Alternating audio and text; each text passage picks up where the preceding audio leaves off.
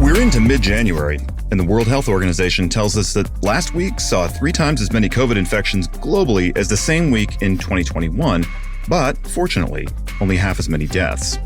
Industry leaders and policymakers are eager to understand the impact on consumer behavior, on retail activity, and the economy overall of this spike in COVID. Today on Commerce Code, we'll talk about how fickle we all can be when we make decisions as consumers. In this edition of Commerce Code, nudging consumers into retirement savings and charitable giving, a conversation with Ramy Nassar of Olive Group.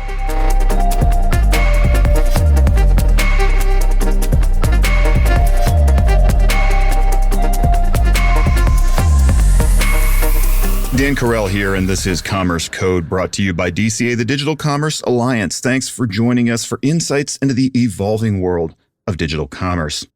The pandemic's impact on consumer behavior continues to be very region-specific. Google's Community Mobility Index uses GPS data to analyze where we go and how often.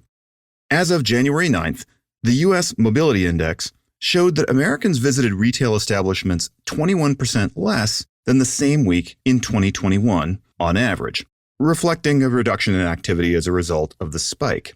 But that's just the average. In South Dakota, retail was up 2%, and grocery was up 9% compared to a year ago. Idaho was about the same.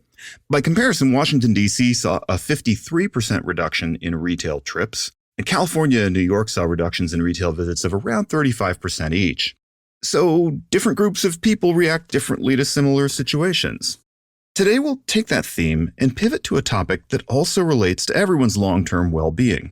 Is it possible to nudge consumer behavior towards retirement savings and charitable giving, and perhaps to do it in a way that drives consumer brand loyalty? 50% of American families have no retirement savings at all, and the average account value is about 10% of what consumers themselves estimate will be necessary for a comfortable retirement. The shift away from pensions to 401ks increased overall retirement account values, but it did result in many people simply not choosing to save at all. Today on the show, we're talking with Ramy Nassar of Olive Group. Olive Group lets consumers round up their transactions and put the roundup value into their retirement savings or charitable giving or to save for a major purchase. Olive Group talks about it as helping people reach their financial goals and as financial empowerment. It's important, and it's all made possible through better financial technology. Ramy, we are so excited to have you joining us today. Where are you joining us from? Right now, I'm in snowy Ontario, Canada, about an hour outside of Toronto. Fantastic. So we're really excited that Olive has joined Digital Commerce Alliance. And I spent some time on your website this morning just learning and kind of taking some things in. But I would love it if you could lay out for me and for our listeners, what does Olive do? So at its core, we like to think of it as a financial empowerment as a service platform. Definitely a mouthful, but what drives our team is finding innovative ways for wealth managers, charities, luxury brands, even payroll providers to empower customers with new ways to save for their financial goals. So an example of that for wealth management companies, potentially, it could mean introducing roundups and cashback reward offers that help individuals save towards retirement goals or down payment on a home, which we know is obviously escaping us further and further these days. With charities, we create new ways to increase recurring donations and offer the opportunity for multiplier or amplification effects for donor-based organizations. So I guess what we try to do is take the work out of creating a meaningful financial incentives program by providing an end-to-end solution that enables customers just to link their credit card, enable rounding, and opt into rewards from a range of partners. So Ramy, you are the Chief Experience Officer at Olive. Talk to me a little bit about that role and what you do.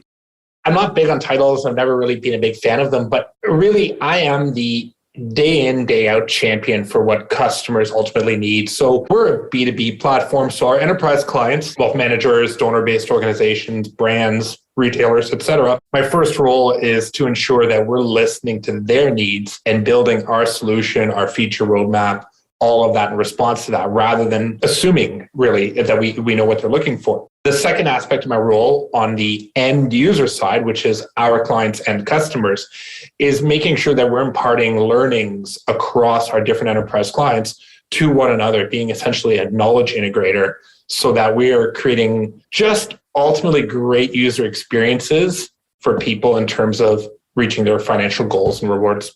That's great stuff. And I want to come back to something that you mentioned earlier, which I think I understand, but I wanted to get a little more on it, which is you mentioned transaction rounding. Just talk to me a little bit more about what that's all about. It's the change at the end of every one of the transactions each and every one of us makes 40 to 45 times a month. So let's say you've linked your card through a wealth management partner, through a charity that you believe in and want to contribute to, through your payroll provider, whatever happens to be. And you go out, you spend $3.35 at Starbucks, which now that I say that number, I realize probably doesn't actually buy you a coffee anymore. I'm not sure, but let's assume it's $3.35. What we do is we round that transaction up to the nearest dollar and we accrue that remaining 65 cents. So if you had registered for the program through your wealth manager, you would see that money eventually working its way into your retirement plan. Let's imagine you had done it through a payroll processor through your employer. You might not only see that roundup, that 65 cents, but you might see a partial matching or amplification from your employer as an incentive toward this. So really what we do is we act as that giant adding machine that is accruing your day-to-day transactions, taking that spare change, if you will, and helping putting it towards something meaningful. This audience has a very good handle, better than any audience in the world, I suppose, on the mechanics of how these kinds of things can work. And so I would love for you to just talk, and we don't have to get all the way into the nitty gritty, but I'd love for you to talk a little bit about how it works. So just to take the example of transaction rounding, if in that example, how does the value flow or how does the money flow? And where does Olive sort of sit in the middle of all that? Without going into all the details here, I think what's at our core since day one was a belief in the importance of open banking. So we did not want to build another fintech tool or platform that uses screen scraping and jeopardizes customer account information, data, passwords, and really financial security. So instead, we do it based on data feeds that we get from Visa and MasterCard for a customer who's obviously opted in and understands what they're signing up for and the benefits to them. And the nice thing about that is it is an agreed upon relationship and it's agnostic of the card issuer, which is probably most important. An end user can link basically any Visa or MasterCard in a single step and have the benefits, the rounding, the cashbacks, the matching, et cetera. So it is a completely consent-based system, obviously, and there's total knowledge on the side of the user. They're signing up for this and then attaching it, I think you said, to basically any kind of card, right?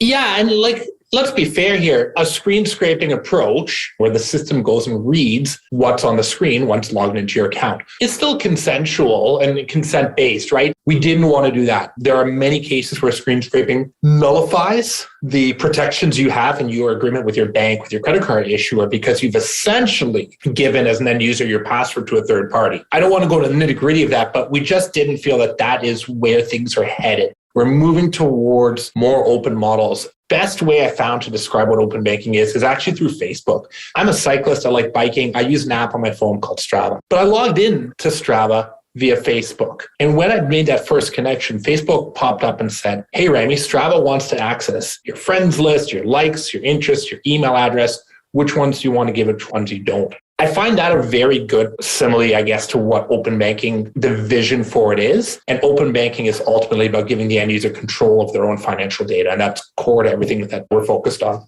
That's a helpful analogy. You talked about financial empowerment as well, just as a descriptive of what you do. I'd love to hear a little bit more about that sort of financial empowerment as a service.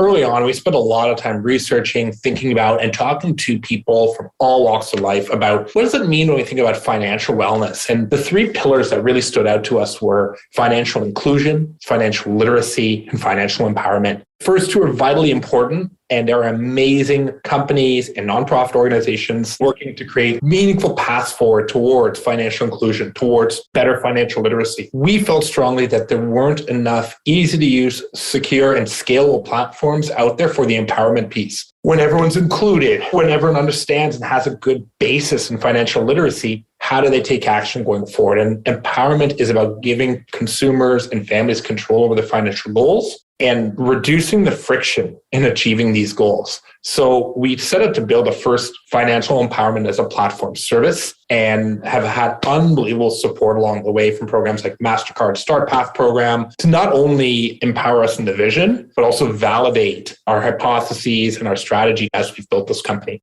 Listeners to this podcast are probably as tied in or aware of as anyone the ways that different entities in financial services, especially in payments and digital commerce, sort of collaborate and work with each other, right? So like you could think of it as the value chain, but really I think of it as kind of like an ecosystem because it's not linear, it's more complex than that. And so I'd love to get a sense, again, so we can all imagine where you sit, of what kinds of companies you partner with and how you do that. One of the core ones would be companies that are wealth managers. Here in Canada, there's a terrific company called Questrade. And really their goal was to take steps towards helping their end customers, regular human beings, not just think about investing once a year, but build that habitual practice, regular deposits. They felt that rounding in the cashback rewards was a way towards that. The second one, which is cause marketers. So an organization called Hope Factory that was looking for an innovative way to increase deposits for some of their local causes that they're working toward. In about 2 months from their first contact to launch, they configured their existing app for a local toy drive to enable people to link their cards. And they drove about $10,000 in net additional revenue just through those roundups in that period of time over the month of December. And I guess the third leg of that stool, if you will, is merchants. So one of our maybe differentiators, I could say, is working directly with brands where they can use cashback not as a discount on the purchase, but a way to align and support with goals. It feels to me as you're talking that you're building a pretty significant network of consumers who can find value in a variety of different ways through what you're doing. And obviously a network of merchants and other players in the industry. And so there is presumably just a benefit to scale as you grow, right? And that you're able to offer more service or more value anyway to the whole network. Is that true? Yeah, I think that's a very clever and succinct way of putting it, right? That there is a network effect built in here. And what are the unique things we can do over time? And we're a young company, but over time, we can start to go to our merchant network and actually help them say, actually, this cause, this application, this wealth manager aligns more with your products, your services you sell, and you can also get some amplification effect versus more, I guess, shot in the dark kind of, we're going to allocate $100,000 towards discounts to all types of customers. We can help them better segment and do slightly more strategic efforts on that front with the merchant relationships because we start to understand the channels. This has been a fun conversation and I think really helpful for our listeners as we continue to learn more about a very, very fast moving and evolving marketplace. And fun to have you on, Ramy, and we hope to have you on again in the future. Thank you, Dan. Appreciate it. Coming right up, closing thoughts on helping people to do the things that they talk about doing.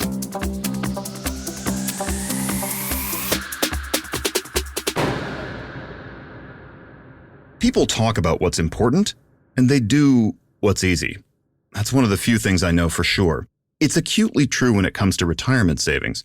It's important, so we talk about it. As for doing it, we mostly do it later. Not today, not yet. Definitely sometime, though, eventually.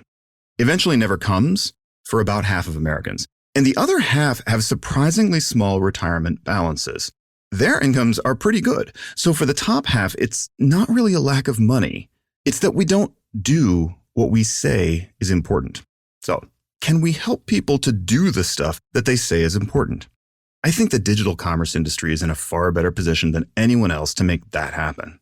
There's this book called Nudge. You've probably heard of it. Nudge popularized the idea that we can give people a full set of choices, but we can influence them towards better choices just by the way their decisions are presented.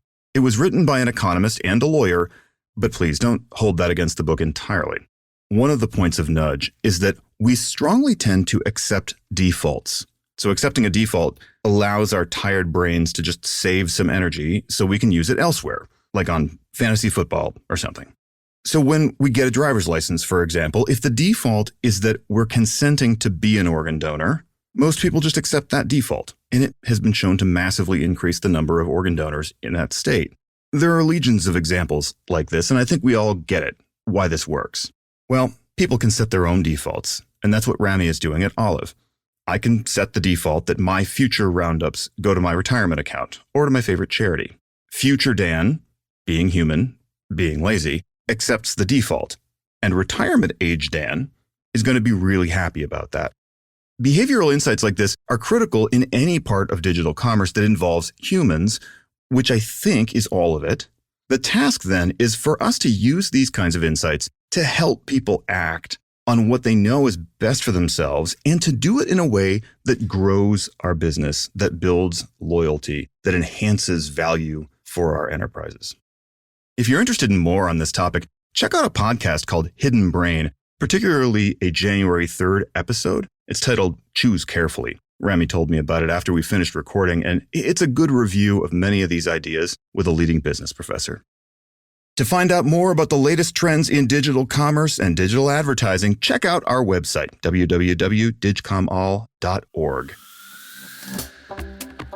For the Digital Commerce Alliance, take care of yourself and take care of each other. God bless. This is Dan Carell, signing off.